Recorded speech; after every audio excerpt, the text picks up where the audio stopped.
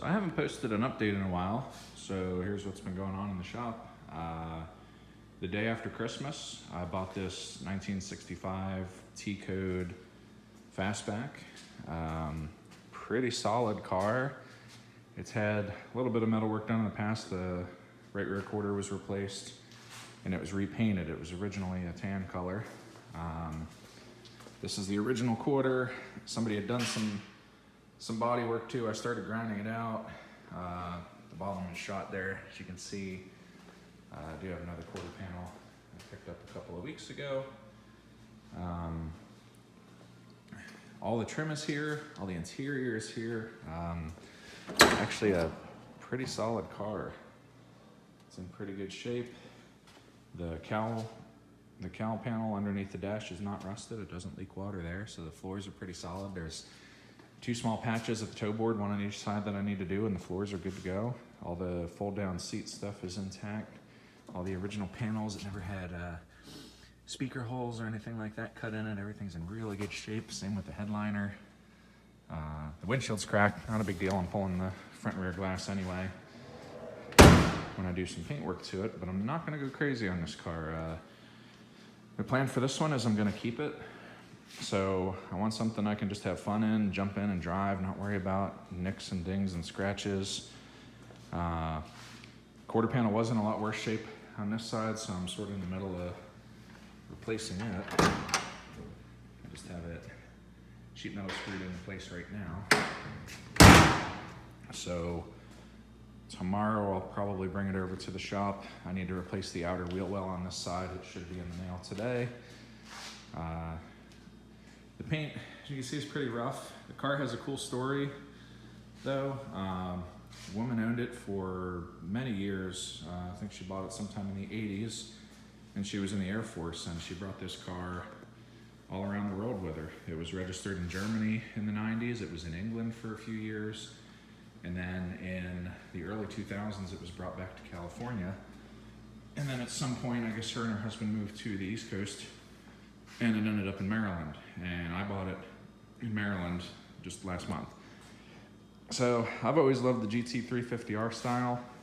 So I'm gonna do something similar to that. As you can see, I already put the front apron on.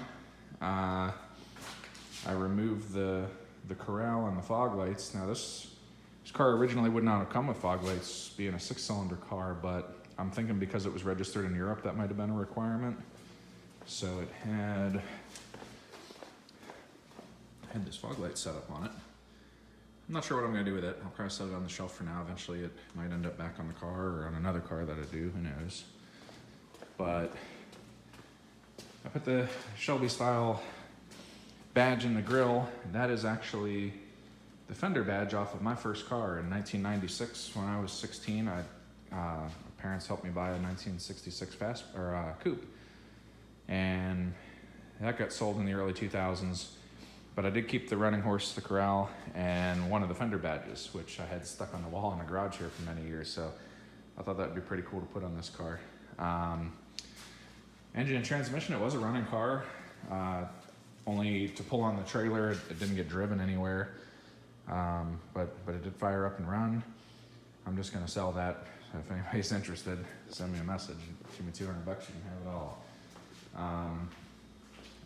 Hood-wise, I got a couple parts from CJ Pony Parts and Scott Drake yesterday.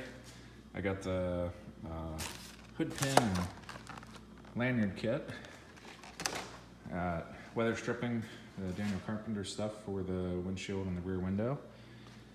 And I was gonna buy the hood, the fiberglass hood, and I thought, you know what, this is gonna be more of a budget build. It's gonna be a little ratty looking. I'm not too worried about it, so I just went the cheaper route and got the scoop.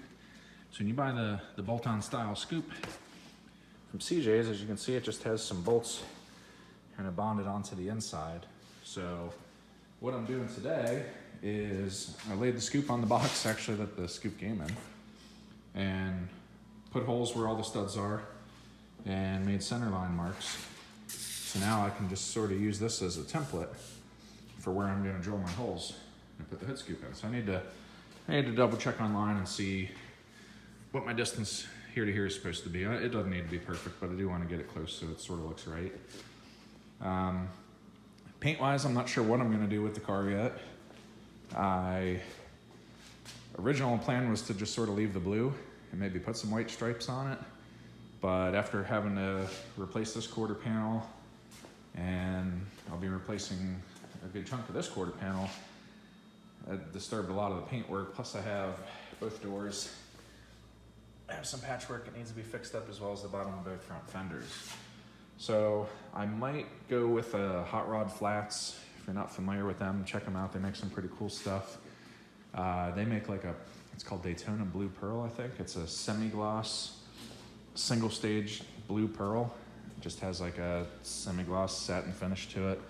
So I might do that with the white stripes. I thought about doing the Wimbledon white with the blue stripes. I just helped a friend paint a 65 fastback in that combo a couple of weeks ago, and I really do love that color combo. But again, back to this being sort of a budget. I want to get it on the road quick. I'm sort of doing this in between working on other cars, and I want to have a chance of actually having this thing running and driving to be able to enjoy with the kids this summer. So I'm trying to keep it simple. If I keep it blue, I'm probably not even going to mess with door jambs or inside the trunk or anything like that. My thought is, you know, if I like the car and I decide to keep it, and then maybe in a couple of years I'll strip it back down and I'll give it a proper restoration. But for now, I just want a fun driver. Engine-wise, I don't know what I'm gonna do. I'm working on a deal that might land me a 347 stroker. If that happens, then that motor's going in this, and I'll probably get some sort of a built T5 or something to have a manual transmission in the car. So I'll need to do the clutch pedal setup, change out the transmission cross member. I'm probably gonna go through Mustang Steve for that stuff. I use their cable clutch retrofit setup on my 68, and it worked great. So they sell a complete pedal box setup. I might just go with that. Not sure about steering. I'm probably just gonna leave the stock style manual steering. I need to upgrade to the V8 component since it was a 6-cylinder car. I've already got back here, I've got the V8 motor mounts and spindles I sandblasted and painted, so they're ready to go in. And I'm not sure what I'm gonna do suspension wise yet. I've shopped around a little bit. As far as the budget goes, I'd rather get some higher quality stuff for the suspension and the brakes, because that stuff will stay regardless of what I do with the car. So if you got any ideas or stuff that you've been happy with, throw them in the comments and I'll check it out. So I'll try to get back into posting some videos and keep everybody updated on this project. Now, until then, I'll see you on the next one.